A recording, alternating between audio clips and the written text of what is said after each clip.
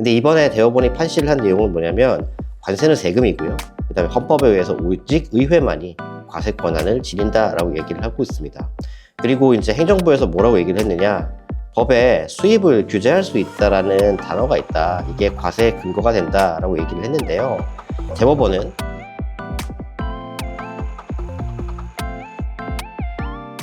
네, 안녕하세요. 메리츠증권에서 거시경제분석 담당하고 있는 이승훈입니다. 지난주 금요일 미국 연방대법원이 이 긴급경제권한법에 근거한 트럼프의 관세가 전면 위법이다라고 판시를 했습니다.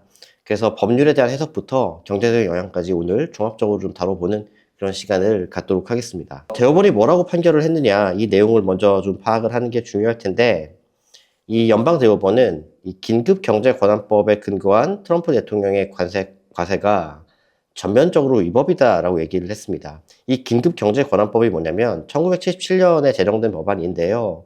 만약에 타국이 미국한테 이례적인 위협을 가한다라고 하면 대통령은 그 위협을 이제 국가 비상사태로 간주할 수 있고요. 그러한 국가 비상사태의 근거를 해서 무역 제재를 가할 수 있도록 설계한 법안이다라고 보시면 될 것 같습니다. 근데 이제 트럼프 대통령은 무역 제재라고 하는 수단 중에 이제 관세도 포함이 된다라고 자의적으로 해석을 하면서 지금까지 보편 관세, 상호 관세, 그리고 미국, 캐나다, 멕시코를 대상으로 한 펜타닐 관세, 과세의 근거로서 이 긴급경제권한법을 이용을 해왔던 거죠. 근데 이번에 대법원이 판시를 한 내용은 뭐냐면 관세는 세금이고요. 그 다음에 헌법에 의해서 오직 의회만이 과세 권한을 지닌다라고 얘기를 하고 있습니다. 그리고 이제 행정부에서 뭐라고 얘기를 했느냐, 법에 수입을 규제할 수 있다라는 단어가 있다. 이게 과세의 근거가 된다라고 얘기를 했는데요.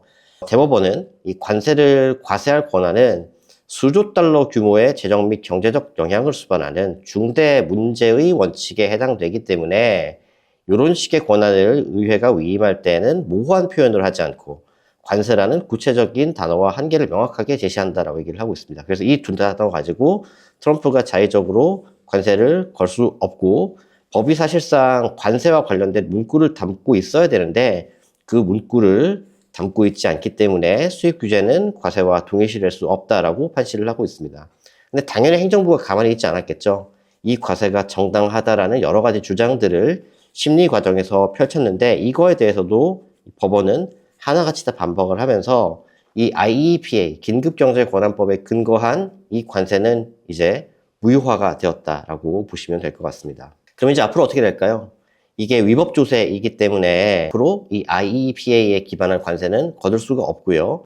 생각보다는 굉장히 오래 걸리고, 그 다음에 행정부가 이 부분의 관세에 대해서 환급하기를 거부하게 된다라고 하면 소송 절차까지도 들어갈 수 있는 부분이기 때문에 단기간 내에 텍스 리펀드가 들어간다, 그래서 갑자기 소비나 투자가 좋아진다, 이렇게 해석하기는 좀 어려울 것 같습니다. 그리고 이제 환급 대상 금액이 얼마가 되느냐라는 건데요. 펜실베니아 대학의 와튼 스쿨 재정연구소에서 추계한 금액을 보면 2025년 1월부터 이제 올해 1월까지 이 법안을 기반으로 거쳤던 관세가 1,647억 달러 정도 되고, 그때까지 걷었던 관세의 한 52% 정도가 됩니다. 그러니까 이건 작은 금액이 아니다. 이게 이제 무효화가 됐기 때문에 실효 관세율은 이제 9.1%로 떨어지게 됩니다. 그리고 관세라고 하는 것이 GDP 성장률을 깎아먹고요. 그 다음에 인플레이션을 끌어올리는 요인이다라고 모두가 생각을 하고 있지 않습니까? 예, 거기에 대한 부정적인 효과는 사라지게 되겠죠. 그래서 장기 GDP를 예를 들어서 이 관세가 있을 때 한 0.3% 정도 깎아먹었다라고 하면 이게 이제 없어지면 0.1밖에 안 깎아먹는다. 그 다음에 물가가 이 IPA 관세가 있었을 때 1.2% 정도 올라가는 그런 그림이었다면 이제는 0.6 정도. 그러니까 스태그플레이션 압력은 사실상 줄어든다라고 볼 수 있겠죠. 근데 이제 문제가 되는 건 그거 관세 수입과 관련한 문제인데, 이 IEPA 관련한 관세가 유지가 되었을 때는 향후 10년간 2.7조 달러 정도의 세수가 예상이 되었다면 이게 이제 반토막이 나는 거죠. 혹시 기억하시나요? 하나의 크고 아름다운 법안을 통해서 향후 10년 동안 유발된 추가적인 기초 재정 적자가 3.4조 달러, 그 중에 상당 부분을 사실은 관세를 통해서 메워와서 재정 적자 우려가 사실상 수면 아래로 내려갔었는데, 이제 관세 수입 추계가 반토막이 나게 됩니다. 그러면 다른 모든 조건이 일정하다라고 하면 재정 적자 확대나 국가 채무 비율 상승에 대한 우려가 당연히 불거질 수밖에 없는 그런 사안이다라고 1차적으로 봐야 될 것 같습니다. 그런데 트럼프가 당연히 가만히 있지 않았죠. 대법원의 위법 판결이 있은 지 1시간 반 만에 트럼프는 1974년 무역법 122조에 근거해서 우리 지금 국제수지 불균형 상태에 있으니까 이거를 해소하기 위해서 관세를 부과하겠다라고 하는 행정명령에 서명을 했습니다. 그리고 2월 24일부터 150일간 10% 글로벌 텍스를 부여하겠다라는 게 행정명령의 내용이고요. 21일 밤에는 이게 10% 관세 부과한 게 좀 억울했던지 맥스인 15%까지 올리겠다라고 얘기를 했고, 25일 밤에는 국가별로 좀 차등을 두겠다. IEPA에 기반한 관세가 남아있을 때와 유사한 실효 관세율을 유지하려고 하는 노력을 기울이고 있습니다. 그런데 이 모든 제품이 다 글로벌 텍스의 대상은 아니고요. 행정명령에 열거된 광물, 농산물, 전자제품, 운송 항공 장비 이런 것들은 제외가 되고 품목관세 대상의 품목도 여기에서 제외가 됩니다. 트럼프의 진짜 속내가 무엇일까를 생각을 해보면 이거는 150일간 10%에서 15% 정도의 관세를 부여할 수 있는 그런 법안이에요.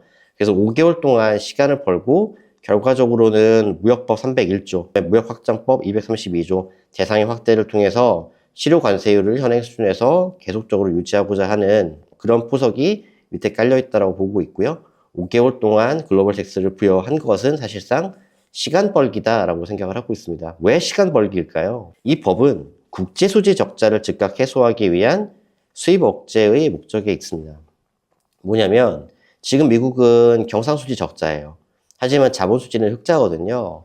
그래서 1970년대에 경험을 했던 경상 자본수지 합쳐가지고 국제수지가 적자인 그런 상태는 아니에요. 그래서 이것도 위법이다 마음만 먹으면 위법으로 판결이 날 수도 있습니다.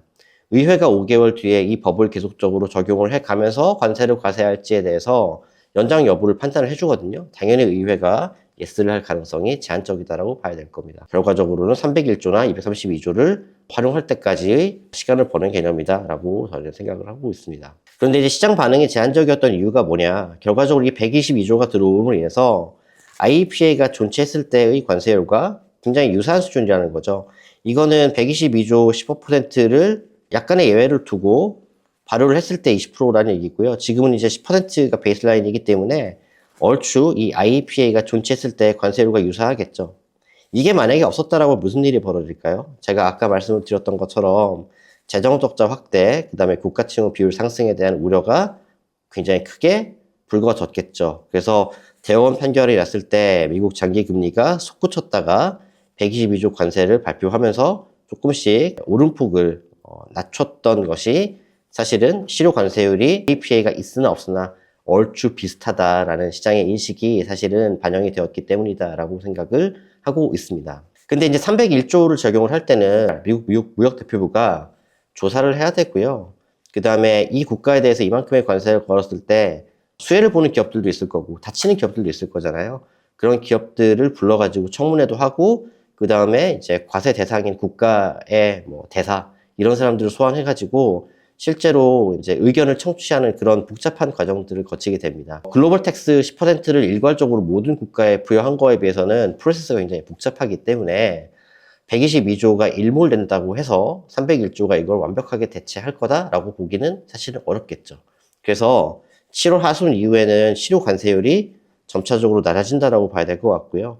재정적자 확대 우려가 다시 불거진다면 7월 하순에 이를 가능성이 높다라고 생각을 하고 있습니다. 앞으로 무슨 일이 벌어질까? 또 한 가지 꼭지를 좀 말씀을 드리자고 하면 국가별 관세율이 달라지게 됩니다.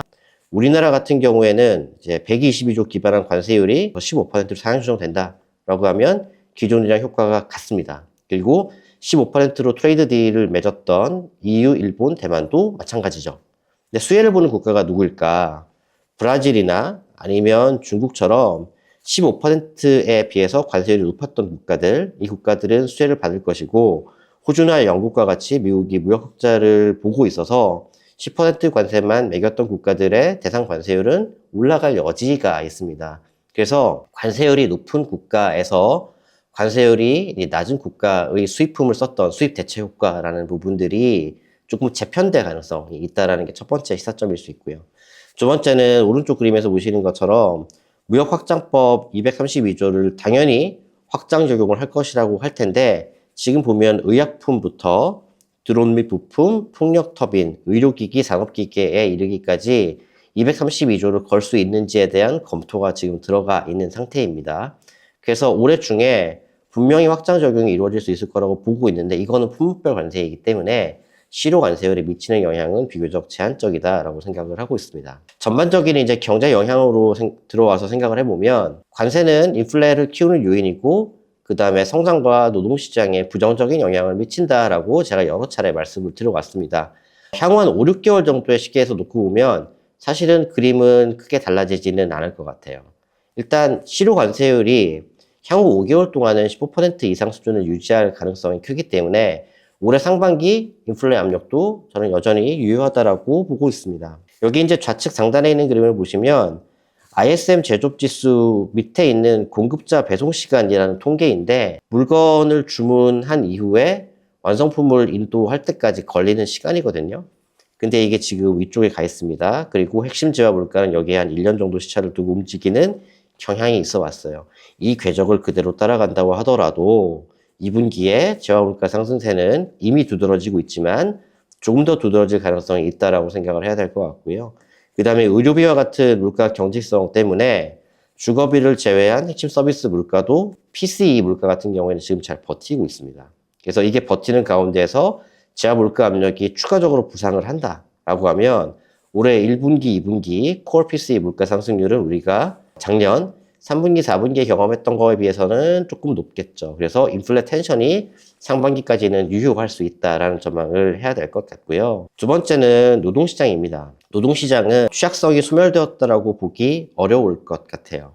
특히 이제 중간에 있는 그림을 보시면 작년 5월부터 이제 올해 1월까지 미국 민간 고용 내에서 헬스케어, 레저 여가 제외하면 민간 고용은 계속 마이너스였습니다. 한 2달 정도를 제외하고. 그러니까 마진을 어느 정도 확보하기 위해서 기업들이 노동 비용을 절감하고 이것이 뽑아야 될 사람들을 좀 안 뽑고 내보내야 될 사람들을 내보내는 그런 형태로서 고용 지표에 찍혔다라고 보시면 될 것 같습니다. 그래서 연준 입장에서 생각을 해본다라고 하면 물가 압력이 계속 두드러지는 상반기 중에는 금리를 추가적으로 내리기 부담스럽겠죠. 하지만 노동시장이 계속적으로 닫히고 있기 때문에 올해 하반기에는 그래도 금리 인하를 통해서 노동시장을 좀 살리고 하는 그런 움직임을 보여줄 가능성이 크다라고 해석을 하는 것이 합리적인 것으로 사료가 됩니다. 마지막으로 우리나라 입장에서 보면 관세가 15%이기 때문에 대미 수출에 부정적일 거다. 이런 시각도 충분히 있을 수 있다라고 봅니다. 근데 최근에 대미 수출이 어떻게 돌아가는지가 그거보다는 더 중요하다라고 보는데요. 관세와 무관한 수출 영향이 이어질 거라고 봅니다. 좌측에 나와 있는 표를 보시면 작년에 우리나라 대미 수출 상위 품목 15선 제가 쭉 나래비를 세워봤는데 탑3가 자동차, 반도체, 그리고 자동차 부품입니다. 그리고 작년 한 해만 놓고 본다라고 하면 반도체 수출 대비해서 자동차 수출 금액이 한 더블 정도 돼요. 그래서 거의 자동차 말고는 없다라고 볼 수 있을 텐데 최근에 월간 흐름을 본 게 오른쪽 그림이거든요. 대미 반도체 수출이 대미 자동차 수출에게 거의 근접하는 수준까지 올라왔습니다. 그래서 자동차는 관세가 걸려 있기 때문에 사실은 좀 지지부진하다라고 봐야 되겠지만 반도체 수출이 지금 대약진을 하고 있기 때문에 이 영향으로 대미 수출은 계속 증가세를 유지할 거고 대미 수출 증가세가 유지한다라고 하면 우리나라 수출 씬에서도 큰 변화를 기대하기는 힘들다라고 봐야 되겠죠. 그래서 우리나라 경제 성장률도 내수가 이끌고 이러한 반도체 수출이 심지어 미국향 수출까지 뒷받침이 되는 환경이라고 하면 올해 우리나라 성장률도 그렇게 부정적으로 볼 필요는 없을 것 같다라고 결론을 내려드릴 수 있을 것 같습니다. 네, 그래서 오늘 IEPA 관세 위법과 관련한 법률 해석부터 경제적인 해석까지 종합적으로 말씀을 좀 드렸습니다. 모쪼록 투자 판단에 도움이 되었으면 좋겠다라는 생각입니다. 고맙습니다.